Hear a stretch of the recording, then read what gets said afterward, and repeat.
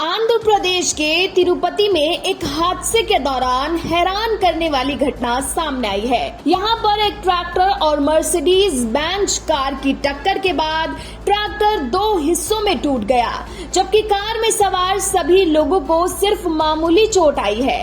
अब इस घटना का वीडियो तेजी से सोशल मीडिया पर वायरल हो रहा है। हादसा तिरुपति के पास चंद्रगिरी बाईपास रोड पर हुआ। यहाँ पर एक मर्सिडीज बेंज कार के सामने अचानक गलत साइड पर चल रहा ट्रैक्टर आ गया। ट्रैक्टर और मर्सिडीज में जोरदार टक्कर हुई और ट्रैक्टर दो हिस्सों में बंट गया। अब सोशल मीडिया पर इस हादसे की वीडियो लगातार वायरल हो रही है। ब्यूरो रिपोर्ट, फसल क्रांति न्यूज।